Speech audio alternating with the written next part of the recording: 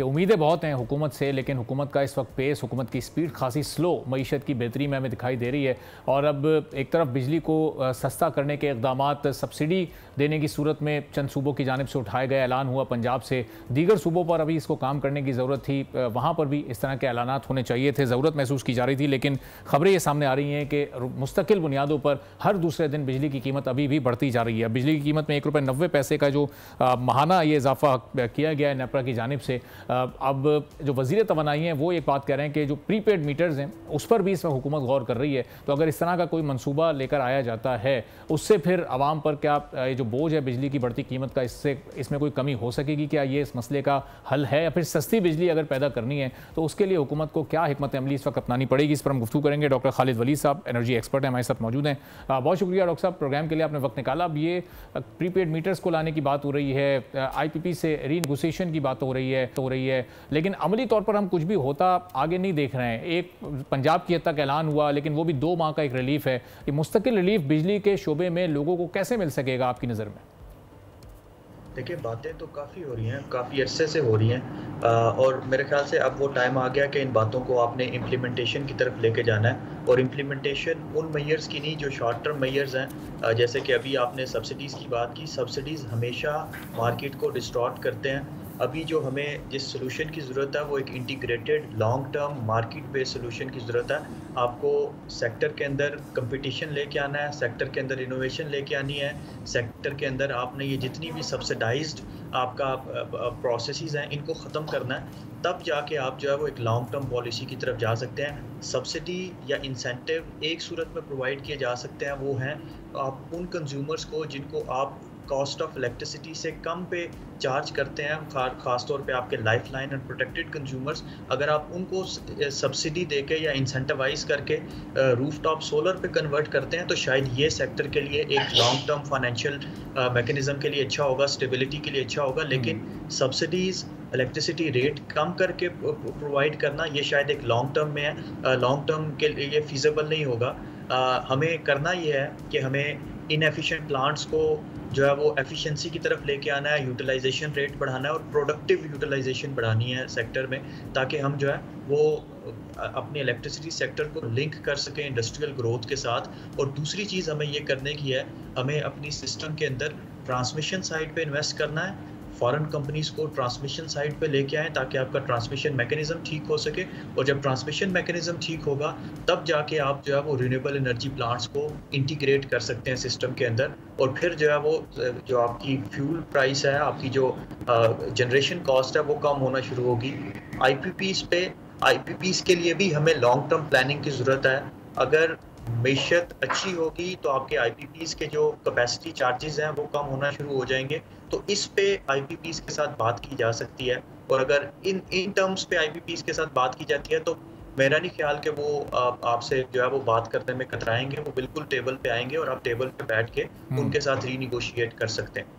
और डॉक्टर साहब, ये कॉस्ट ऑफ इलेक्ट्रिसिटी पर वाकई अगर सीरियसनेस के साथ काम किया जाता है, उसको थोड़ा सा कम करने के कोई इक़दाम किए जाते हैं, अगर जो सस्ते इस वक्त ज़राए हैं बिजली के उस पर जाया जाता है तो इससे, और फिर अगर ये जनरेशन के साथ साथ कंजम्पशन भी अगर बढ़ाई जाती है तो इससे जो कैपेसिटी पेमेंट्स हैं क्या उन पर कोई असर पड़ सकता है, या वो तो फिर एज इट इज़ रहने हैं कि चूँकि ज़ाहिर एग्रीमेंट में शामिल है और वो तो उसी तरह हुकूमत को अदा करने ही होंगे और ज़ाहिर हुकूमत उसका बोझ एक आम सारिफ पर ही डालती है?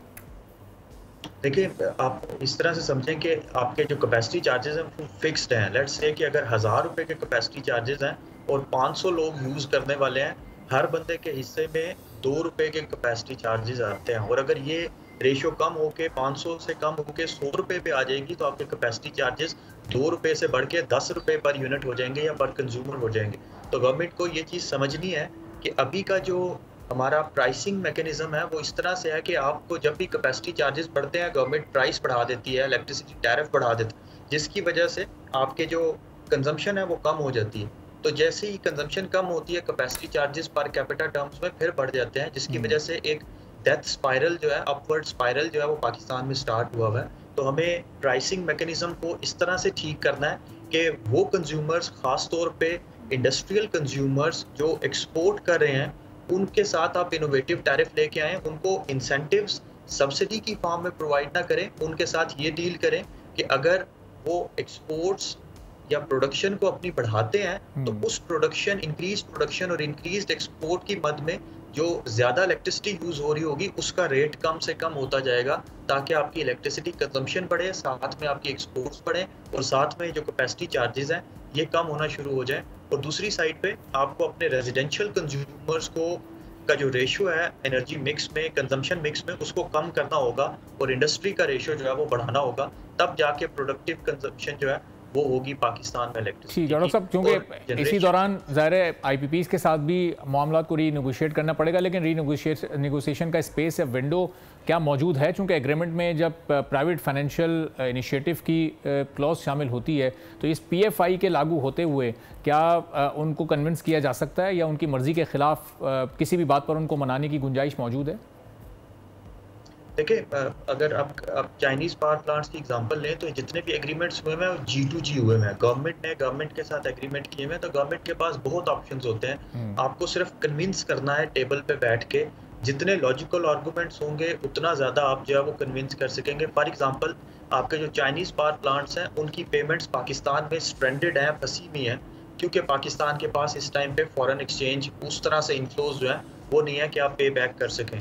तो अगर चाइनीज पावर प्लांट्स हमें कुछ कुशन प्रोवाइड करते हैं, डेट फ्री प्रोफाइल होता है या रीनिगोशिएट होता है पीपीएस, तो पाकिस्तान के पास वो कुशन आ जाएगा कि आप अपनी इंडस्ट्रीज को जो है वो यूटिलाइजेशन रेट बढ़ा के इलेक्ट्रिसिटी प्रोवाइड कर सकते हैं कम रेट्स पे, और उस कम रेट्स की वजह से आपकी जो मैशियत का पहिया है वो चलना शुरू हो जाता है, और फिर उसकी मद में जो डॉलर्स आते हैं आप उनको पे बैक कर सकते हैं।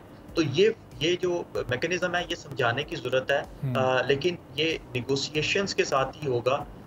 जितना टेबल पे बैठ के दोनों फरीक आपस में बात करेंगे, कोई ना कोई सूरत जो है वो निकल आएगी। तीसरी चीज़, हमें अपने जो इनएफिशिएंट पावर प्लांट्स हैं उनको रिटायर करने की भी ज़रूरत है, शायद अर्ली रिटायर करने की भी ज़रूरत है।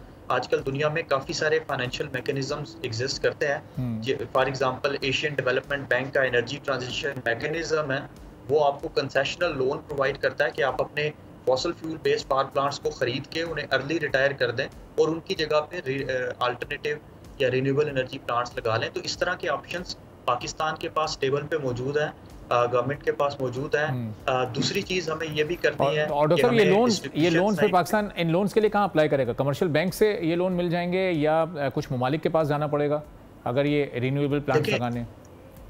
देखें, एशियन डेवलपमेंट बैंक का जो है वो तो सीधा है कि आपने एशियन डेवलपमेंट बैंक के पास जाना है। उसकी एक pre feasibility study already Pakistan में हो रही थी पिछली गवर्नमेंट के दौर में, उसको रोक दिया गया, उसको दोबारा रीइनिशिएट करके इसी तरह से एक जस्ट एनर्जी ट्रांजिशन पार्टनरशिप का मैकेनिज्म होता है जो कि आपको G7 कंट्रीज और उनका प्राइवेट सेक्टर आपको फंडिंग प्रोवाइड करता है। साउथ अफ्रीका और इंडोनेशिया इसकी एग्जांपल्स हैं। तो हमें इंटीग्रेटेड प्लानिंग की तरफ जाना होगा, इनोवेटिव सॉल्यूशंस की तरफ जाना होगा। अब ये जो घिसे पिटे पुराने सॉल्यूशंस हैं इस पे काफ़ी काम कर चुके हैं हम लोग, हमें अब जो है वो थोड़ा सा इनोवेशंस की तरफ जाना होगा।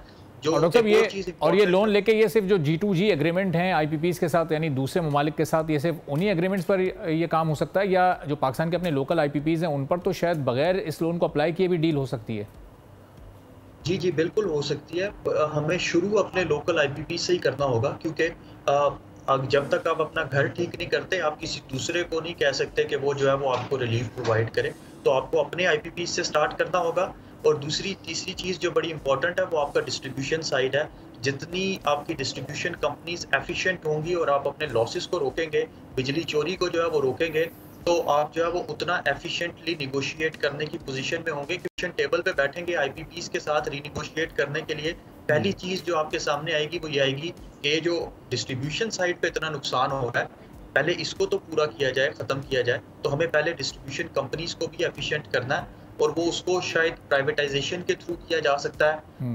आपकी जो कंपनीज हैं उनमें कंपटीशन के थ्रू किया जा सकता है। तो ये वाले कुछ रिफॉर्म्स हैं जिसपे और डॉक्टर ये फॉसिल फ्यूल से अगर रीन्यूएबल एनर्जी पर शिफ्ट होने की कोशिश करती है हुकूमत, तो ये कितना लॉन्ग टर्म प्रोसेस होगा? इसको कितना अरसा दरकार होगा लोन के लिए अप्लाई करना, लेना, फिर अमल दरामद करना?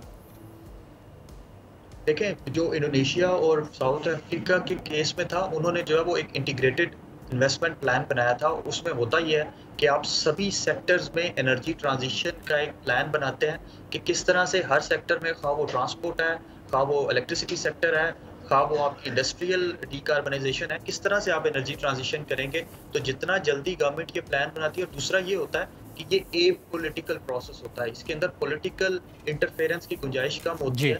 मीन्स के अगर गवर्नमेंट चेंज भी हो रही है तो उस प्लान को वही प्लान रहना है, तब जाके आपको ये फाइनेंशियल जो इनोवेशन है या एग्रीमेंट्स हैं होते हैं। तो हमें इसको थोड़ा सा लॉन्ग टर्म बेसिस पे करके चलना होगा। लेकिन अगर गवर्नमेंट आज डिसाइड करती है कि हमें इन ऑप्शंस पे जाना है, तो इंशाल्लाह मेरे ख्याल से 1 से 2 साल में हम जो है वो ये वाली फाइनेंशियल फैसिलिटीज जो है वो अवेल कर सकते हैं, जो कि पाकिस्तान के एनर्जी सेक्टर की लॉन्ग टर्म प्लानिंग के लिए बड़ा जरूरी हो। ठीक है, बहुत बहुत शुक्रिया डॉक्टर खालिद वली साहब, एनर्जी एक्सपर्ट हमारे साथ। सब्सक्राइब करें और बेल दबाएं ताकि कोई खबर रह न जाए।